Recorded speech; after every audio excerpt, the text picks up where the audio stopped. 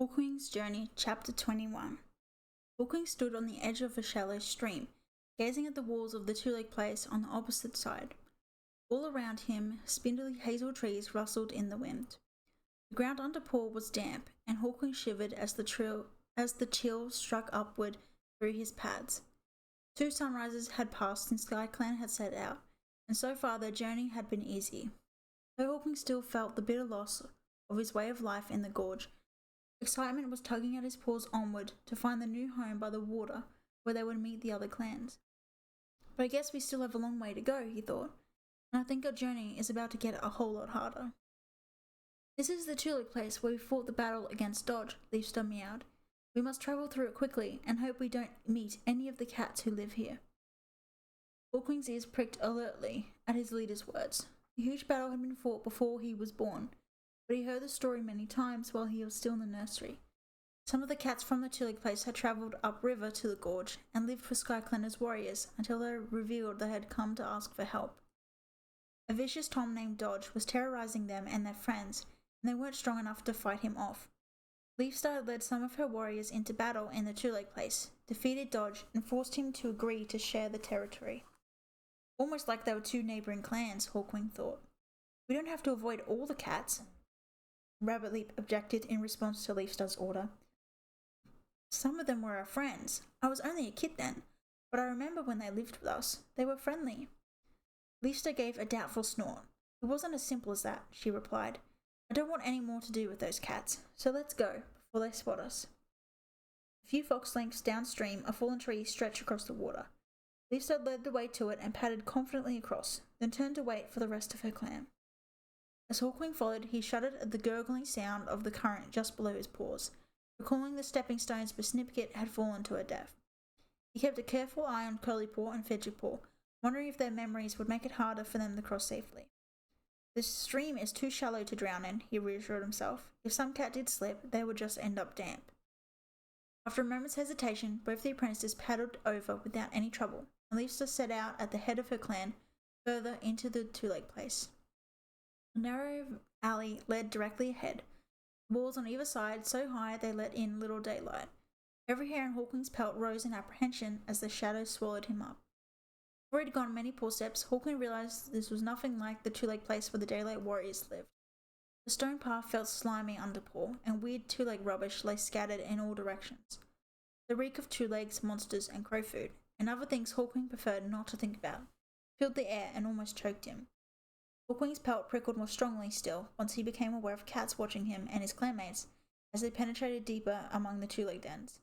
He could scent the cats, but he never saw them. The air crackled with hostility. Curlypaw came to pad alongside him, so close that their pelts brushed. I don't like this, she murmured. Is it far to the other side, do you think? I don't know, Hawkwing replied. Just stick close to me, and you'll be fine. He let out a trill of welcome as Pebbleshine bounded up to pad along on Curlypaw's other side. For a whole clan, the mottled she-cat meowed reassuringly. These two-leg place cats had better not mess with us. Hawkwing hoped that she was right. We still haven't recovered from the battle in the gorge, he thought. The last thing we want is another fight. More alleyways branched off on either side, and sometimes the cats head across the thunder path. Leafstar seemed less confident as she continued, as if she wasn't sure of the way any longer. Hawkwing recalled she only visited this two-leg place once before. It's so big and confusing here, I wouldn't be surprised if Leafstar couldn't remember. Bosswhisker and Shaytail, 2 of the cats who accompanied Leafstar on that first expedition, walked beside her at the front of the group. Every corner or place where the path divided, they would pause to discuss their route before heading onward. Hawkwing began to feel even more uneasy. The sun was going down, and he realised they would be stuck in this horrible place overnight. I won't be able to sleep a wink, that's for sure.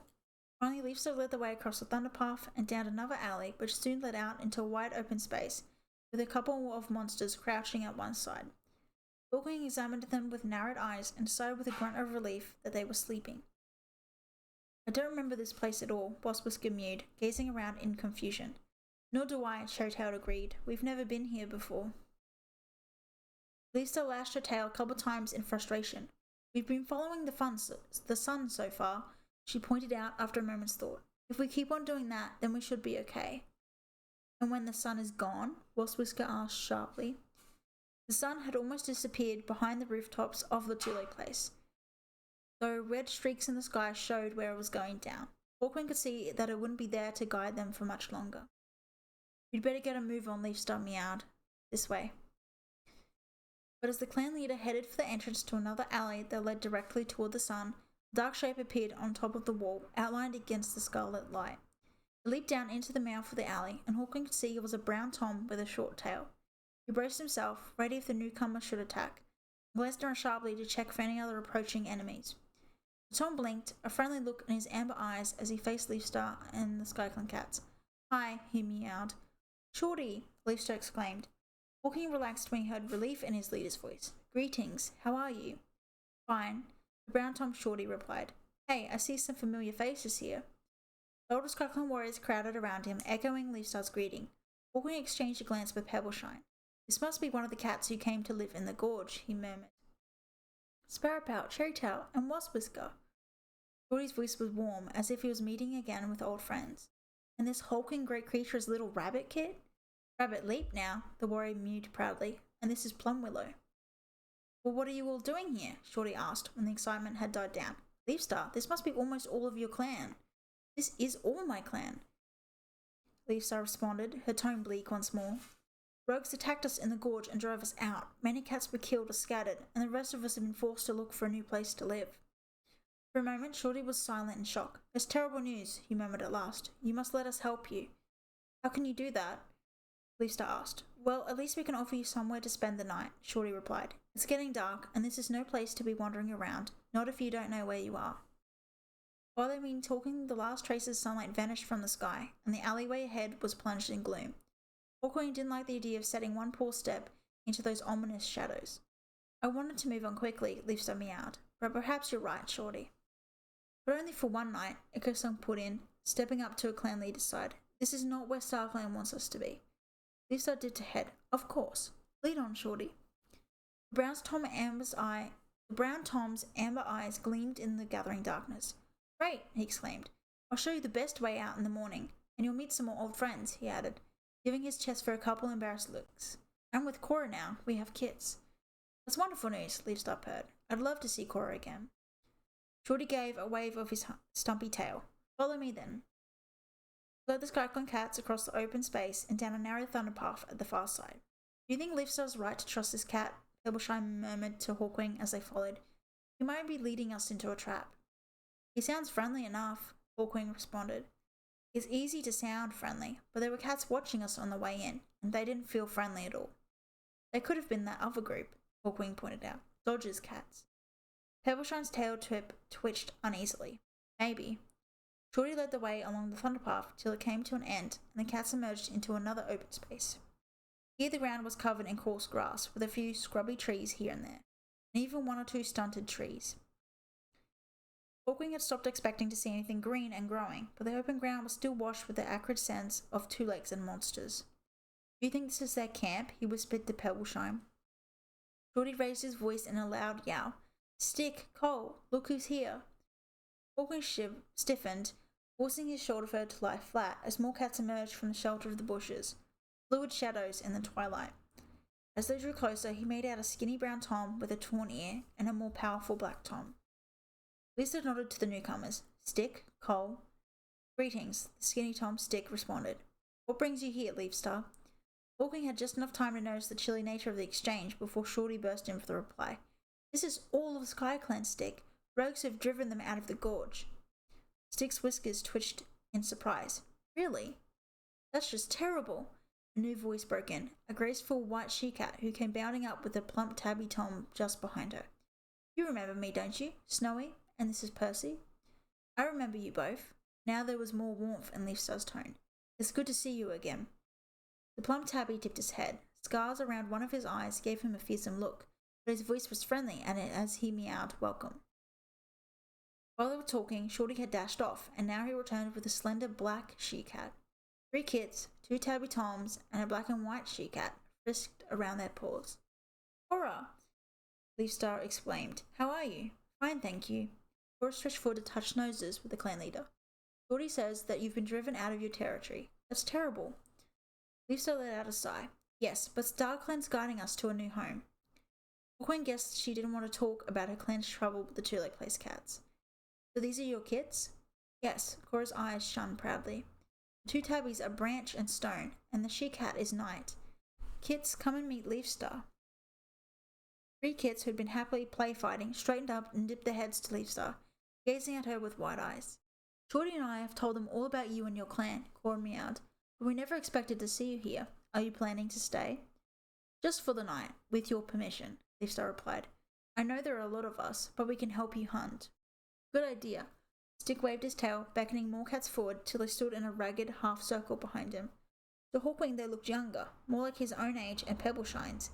He guessed they hadn't yet been born when Leafstar and the others had visited the Two Leg Place to fight against Dodge.